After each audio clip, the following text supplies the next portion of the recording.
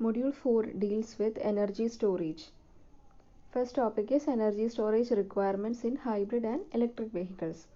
Energy storage are devices which are used to store energy, deliver energy, and accept energy from outside.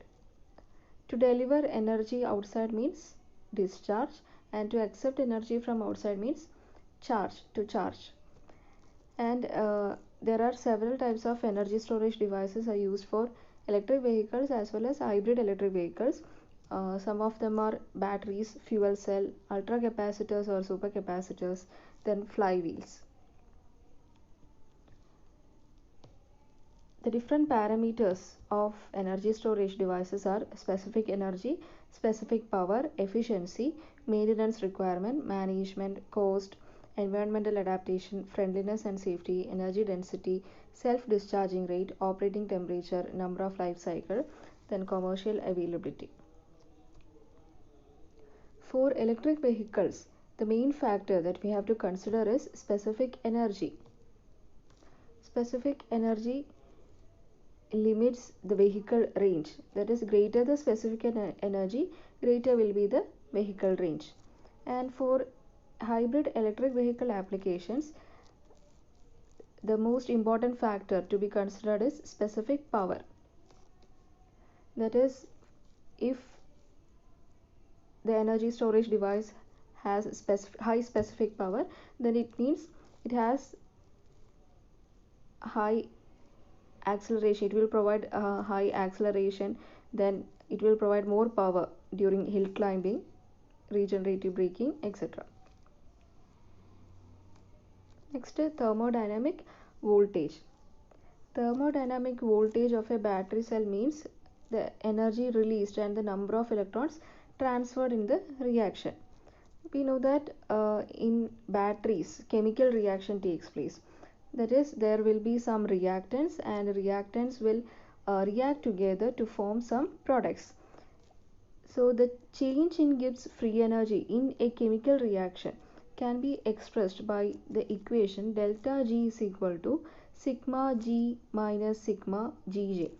That is, sigma products of Gi minus sigma reactants Gj, where Gi and Gj are the free energy in species I of products and species J of reactants. That is, there will be number of reactants and number of products. So to indicate that, we have used I and J. And in a battery, this chemical reaction is converted to electrical energy. So the electrical energy is given by the equation N into F into VR. Electrical energy is given by the equation amount of charge flow into cell potential, that is N into F into VR. So this electrical energy should be equal to the Gibbs free energy. So Gibbs free energy is related to chemical reaction. This chemical reaction is converted to electrical energy. So this is related by the equation delta G is equal to minus N into F into VR. So here minus sign indicates that the reaction should be spontaneous in nature. Spontaneous means there should not be any external forces. It should react spontaneously. So delta G is equal to minus NFBR. So for spontaneous reaction, delta G is less than 0 and E is greater than 0. So to indicate this sign change, we have given a minus sign here. So thus the equation becomes delta G is equal to minus N into FBR, and VR will be equal to minus delta G by NF, and here F is the Faraday's constant. The value of F is 96,495 and N is the number of electrons transferred in the reaction, and VR is the reversible voltage of the cell. And for standard conditions, that is at 25 degrees Celsius temperature and 1 atmospheric pressure, VR is given by minus delta G 0 by NF. Delta G0 is the change in Gibbs free energy at standard condition. Next one is specific energy. Specific energy is defined as the energy capacity per unit battery weight, that is watt hour per kg, that is amount of energy stored per kg, that is specific energy. So the theoretical specific energy is defined by the maximum energy that can be generated per unit total mass of the cell reactant.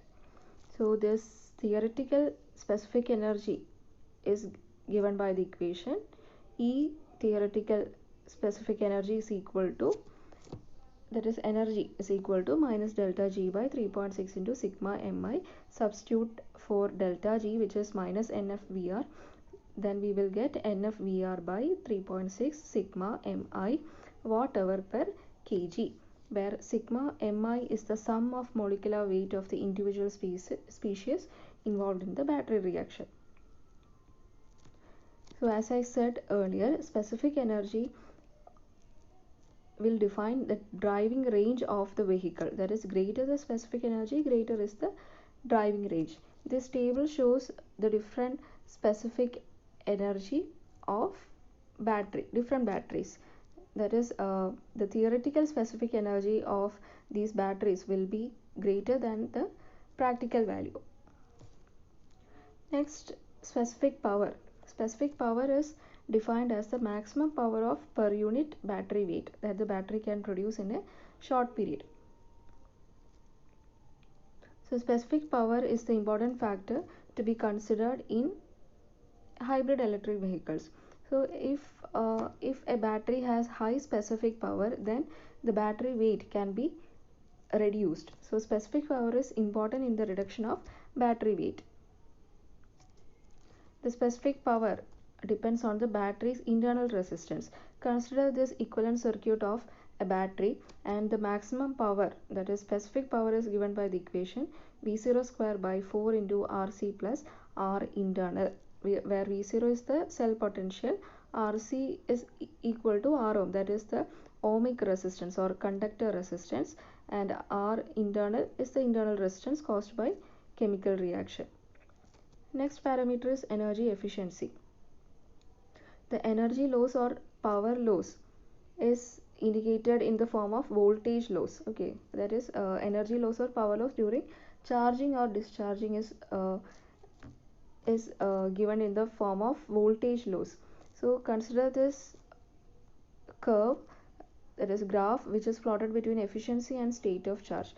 State of charge or SOC is defined as the ratio of remaining capacity to the fully charged capacity of the battery. So here the curve shows for charge, that is charge curve, then discharge curve, then the net curve. So while considering the charge curve, we can see that high efficiency is obtained at low SOC, and for discharge curve, this is the discharge curve. For discharge curve, high efficiency is obtained at mid SOC. So this is the net cycle. This is the curve showing net cycle. So in the net cycle, we can see that for obtaining maximum efficiency, the battery should be operated in the mid SOC region. Then we can minimize the losses. If a battery has more losses, then there arises more temperature, which will damage the battery. So we have to minimize the temperature, that is losses. So for that, we have to operate the battery in the mid SOC region to obtain maximum efficiency.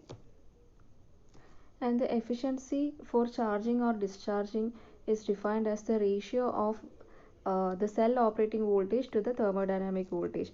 That is, cell operating voltage is indicated or denoted by V0, and thermodynamic voltage is given by V. Thermodynamic voltage means the amount of energy released from the battery. So during discharging, eta is given by V by V0, and during charging, eta is equal to V0 by V.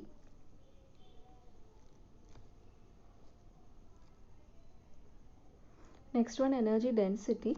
Energy density is the amount of electrical energy stored per cubic meter of battery volume, that is watt hour per meter cube. Watt hour per meter cube, that is per cubic meter how much electrical energy can be stored, that gives energy density, and the unit is watt hour per meter cube. Next parameter is amp hour or charge efficiency. In an ideal battery, it would return the entire charge put into it, in which the amp hour efficiency is 100%. If a battery uh, return the entire charge which that stores, then we can say amp hour efficiency will be 100%, but that is not practically possible. So in normal case or in practical cases, amp hour efficiency will be lesser than 100%. In ideal case only, amp hour efficiency will be 100%. Next one, self discharge rate. Self discharge rate means the rate at which the batteries discharge when it is left unused, that is called as self discharge rate. And another parameter is charge or amp hour capacity. The electric charge that a battery can supply is called as amp hour capacity, and the SI unit for this is coulomb. The charge when 1 amp flows for 1 second. And for example, the capacity of a battery, let's say 10 amp hour, that means it can provide 1 amp for 10 hours. For example, 50 amp hour capacity means it can give 5 amp for 10 hours. So that is what amp hour capacity means. And this is the table showing different types of batteries and their parameters. By comparing the different parameters of these batteries, we can see that lithium ion has the highest efficiency, that is greater than 95%, and it has less self discharging rate. And lead acid battery have greater than 80% efficiency, and vanadium redox 75 to 85%. Then 80% efficiency batteries are sodium or sulfur, sodium or nickel chloride, lithium or ion. So these are some of the batteries that has high energy efficiency. Thank you.